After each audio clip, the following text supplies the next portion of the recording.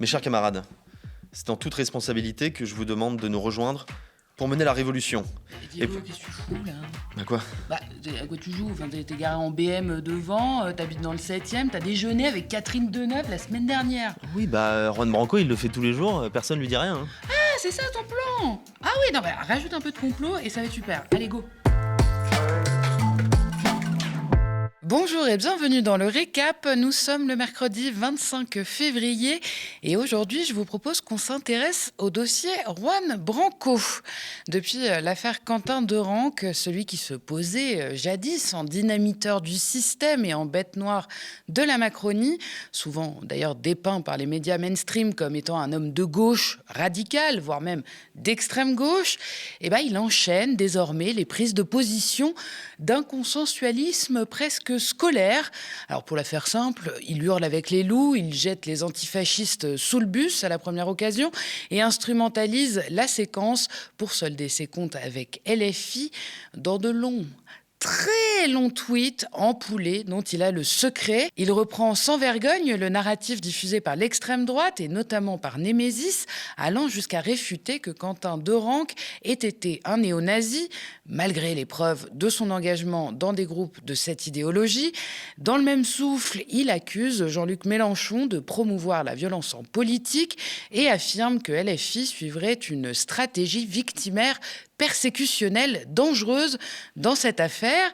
Il a aussi milité, on le cite, pour que la marche blanche organisée par l'extrême droite identitaire ait bien lieu samedi dernier, malgré une légère opposition du maire, allant jusqu'à accuser la mairie, donc PS, d'être alliée aux responsables de la mort de Quentin, comprenez LFI. Bref, à le lire, le pourfendeur d'hier adopte désormais sans ciller les réflexes qu'il prétendait combattre précédemment.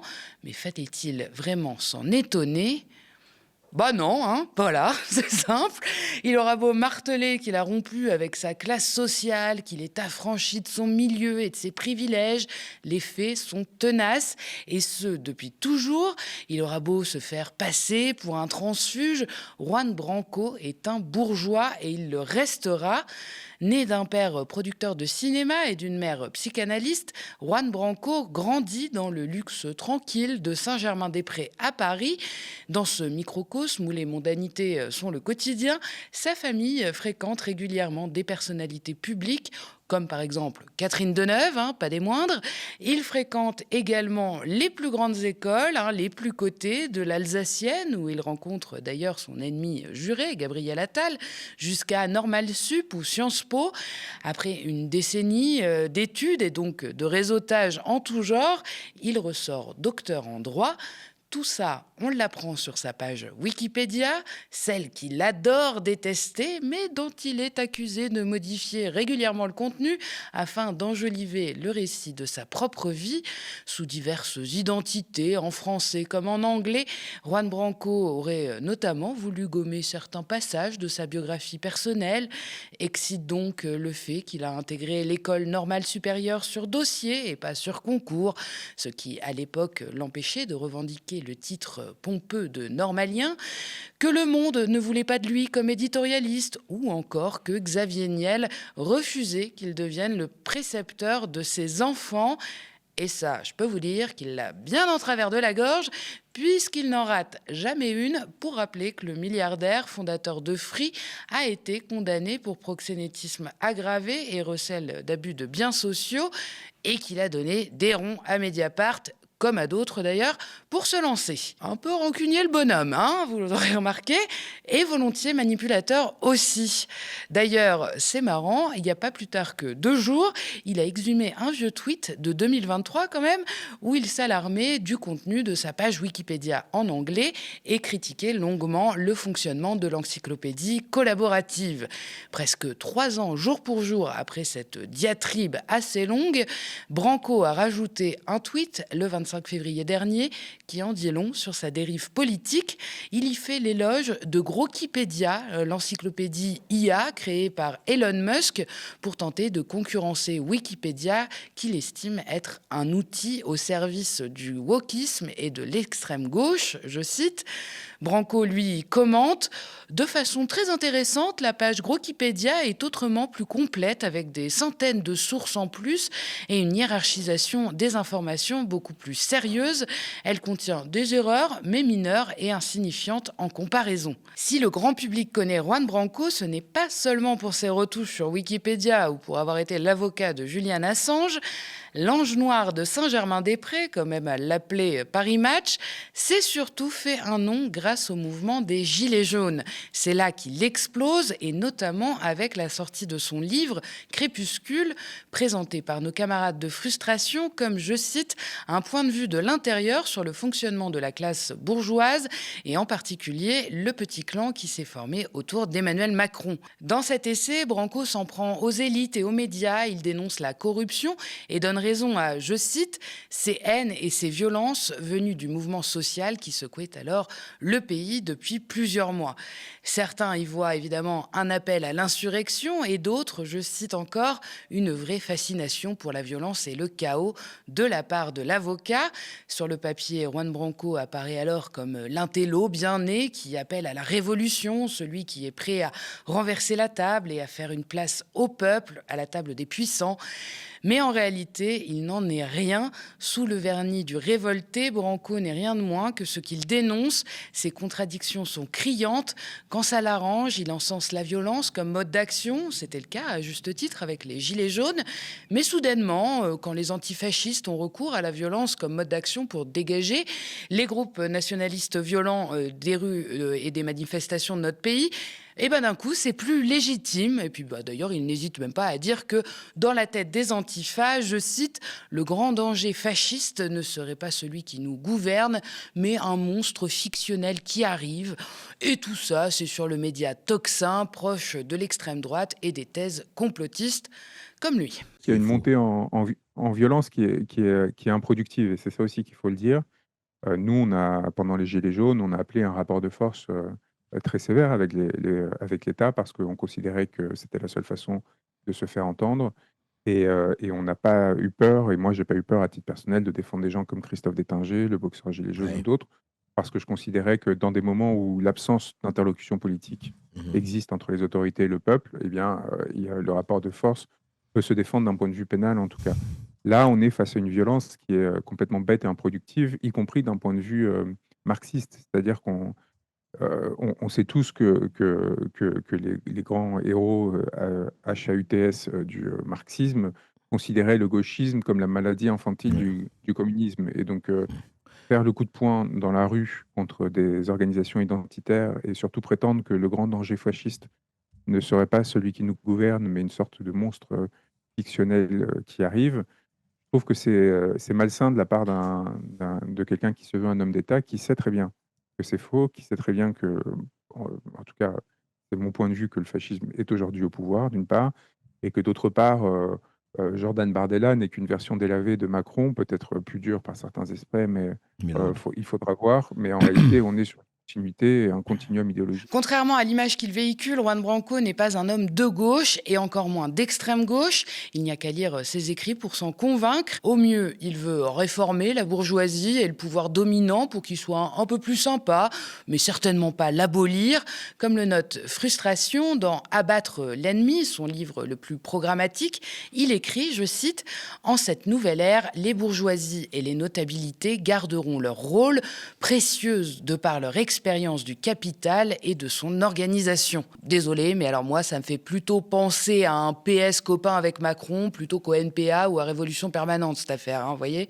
Dans Coup d'État, un autre de ses bouquins, il donne carrément des ordres pour faire tomber le pouvoir, des ordres complètement lunaires et déconnectés de la réalité, voire dangereux pour ceux qui les appliqueraient, formulés à la deuxième personne du pluriel et à la forme impérative, vous ferez ci, vous irez là, vous attaquerez ça, sans qu'on sache à qui le grand savant s'adresse, si ce n'est à des larbins qui donneraient leur vie pour lui dégager la place, tout en haut de la pyramide du pouvoir, qu'il convoite d'ailleurs activement puisqu'il crie sur tous les toits qu'il sera de la partie en 2027.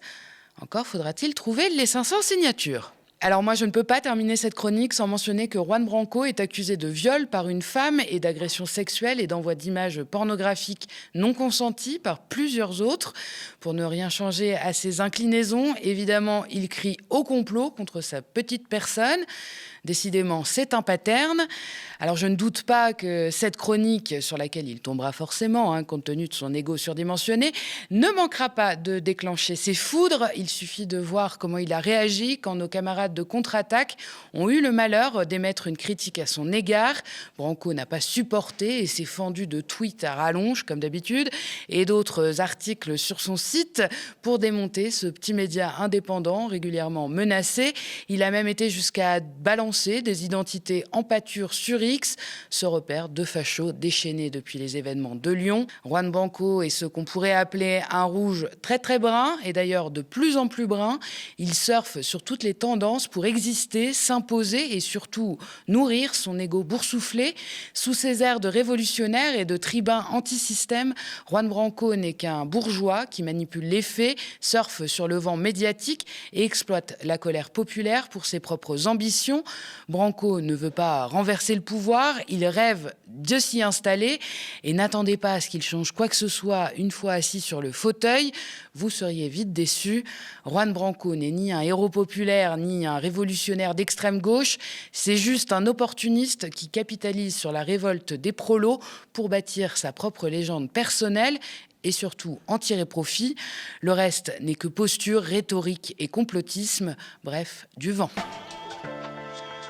Et on fait une petite pause avant de continuer avec le reste de l'actualité. Si vous aimez le récap et que vous avez envie qu'on discute ensemble, de connaître les coulisses de l'émission ou même de choisir et de proposer des sujets, je vous attends sur le canal de discussion Instagram. Le lien pour le rejoindre est dans la barre d'infos. Et d'ailleurs, sans vous, pas de récap et puis pas de médias tout court. Depuis plus de 8 ans, notre chaîne télé tient bon en indé, dans un paysage audiovisuel toujours plus concentré et réactionnaire. Chaque jour, nos plus de 25 travailleurs et travailleuses mènent courageusement la bataille de l'info. Mais pour tenir, nous avons besoin de vous. Notre antenne, notre histoire, c'est vous qui la faites vivre. Alors aidez-nous à continuer à vous informer. Abonnez-vous aux médias ou faites un don défiscalisé. Toutes les infos sont sur notre site internet. Et puis depuis quelques jours, grande nouvelle, en plus de Free, Molotov, YouTube et notre site, retrouvez le média sur la télé d'Orange, canal 235.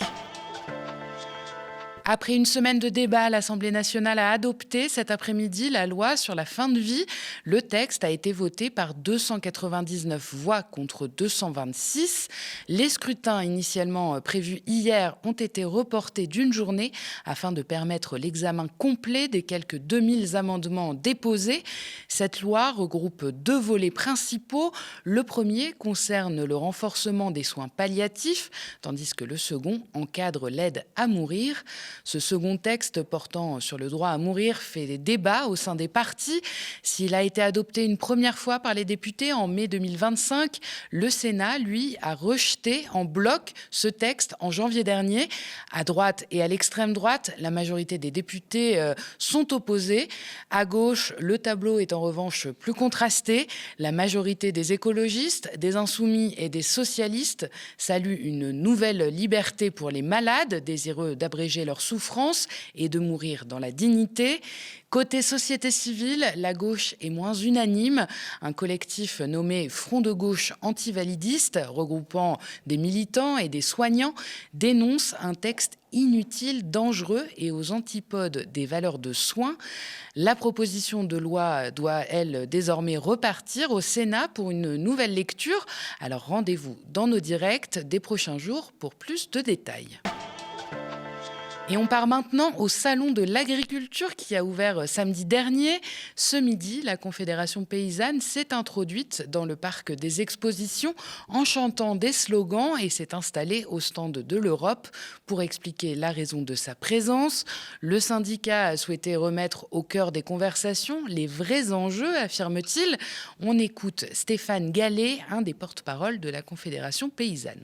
Et donc on est venu sur le stand de l'Union européenne pour parler de la régulation des marchés. Parce que c'est à ce niveau-là aussi que se joue la régulation des marchés. La libération des marchés a une approche très libérale des marchés. En fait, ça fait que de mettre en compétition les paysans et les paysannes avec les autres, sans réciprocité de commerce équitable. Enfin, voilà, c'est ça qu'on est venu dire. On entre dans une phase de négociation de la PAC où dans le cœur de la PAC, il y a l'organisation commune des marchés.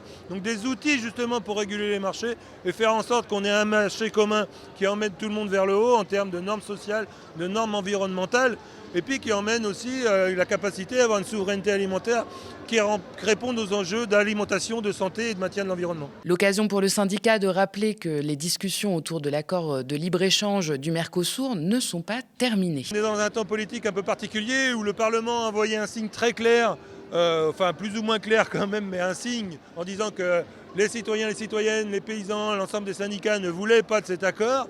Et puis une Commission européenne qui persiste à vouloir ouvrir à la libération via des accords commerciaux comme l'accord UE-Mercosur, mais aussi l'accord australien qui arrive. Donc on est venu dire que c'est pas possible en fait. L'Europe, son rôle, c'est de protéger les citoyens et les citoyennes, les paysans et les paysannes, dans un commerce équitable intra-européen, mais de ne pas non plus livrer le marché européen à une concurrence déloyable et impossible à tenir. On ne sera jamais compétitif avec des pays qui ont des structures de ferme de la taille d'un département français. On ne sera jamais compétitif avec des pays où le salaire est à hauteur de 2, 3, 4 ou 5 euros. Enfin, c'est impossible et ça n'a pas de sens en fait. L'alimentation doit sortir du marché libéral. C'est un enjeu de santé, d'environnement et un enjeu de culture aussi, parce qu'on est très attaché au patrimoine agriculturel français qui est très particulier et on y est tous attachés. En début de semaine, la Confédération paysanne déclarait qu'elle boycottera tous les rendez-vous avec Emmanuel Macron lors du salon de l'agriculture. Je cite, « On ne veut pas faire semblant par rapport à la réalité du monde agricole », expliquait un porte-parole. ArcelorMittal va-t-elle passer sous contrôle public ? C'est la question qui était à l'ordre du jour au Sénat ce mercredi. La proposition de loi adoptée en novembre dernier à l'Assemblée nationale vise à permettre une nationalisation du numéro 2 de l'acier mondial.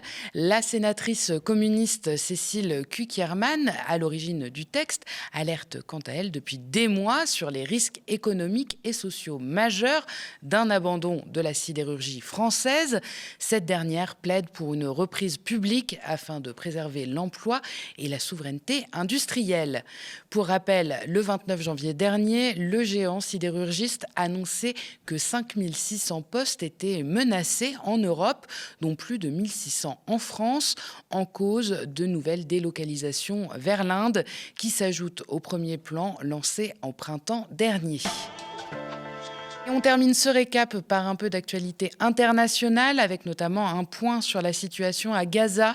Depuis le 1er janvier, Israël entend interdire totalement à 37 organisations humanitaires internationales d'exercer à Gaza et en Cisjordanie occupée. 17 organisations humanitaires internationales ont d'ailleurs saisi la Cour suprême israélienne afin de bloquer cette décision gouvernementale. Ce mercredi, la directrice générale du comité de protection des journalistes, Jody Ginsberg, alerte sur le nombre croissant de journalistes tués dans le monde. Après 124 morts en 2024, l'année 2025 marque avec 129 décès le deuxième record consécutif depuis plus de 30 ans selon l'ONG américaine qui tient ce décompte. Dans son rapport annuel, le CPJ impute la responsabilité de ces morts à l'État d'Israël dans les 2/3 des cas. Lundi dernier, l'agence de recherche indépendante Forensic Architecture et le groupe d'enquête Earthshot publiaient un rapport avec une reconstitution détaillée d'une attaque ayant eu lieu l'an dernier. Le 23 mars 2025, 15 travailleurs humanitaires palestiniens ont été exécutés à bout portant par Israël dans le sud de la bande de Gaza. Le convoi devait secourir des personnes blessées par des frappes israéliennes. Dans un des enregistrements, un soldat israélien reçoit l'ordre de pointer les armes sur eux, rapporte le rapport. Les conclusions sont claires. Les soldats israéliens ont tendu une embuscade et soumis les travailleurs humanitaires palestiniens à des tirs continus pendant plus de 2 heures. Merci d'avoir regardé cette nouvelle édition du Récap. N'hésitez pas à nous laisser vos impressions en commentaire si vous nous regardez sur YouTube ou via email si vous nous regardez à la télé. Pour nous soutenir, n'oubliez pas de vous abonner aux médias ou de faire un don défiscalisable sur notre site internet. Et puis vous pouvez aussi parler de nous autour de vous et nous suivre et nous partager sur les réseaux sociaux. Et d'ailleurs, pour retrouver l'ensemble de nos programmes, rendez-vous sur Free, canal 165, Orange, canal 235, sur Molotov, sur notre site, ainsi que sur nos 2 chaînes YouTube, Le Média et Le Média 24/7. Je vous souhaite une très bonne soirée sur Le Média.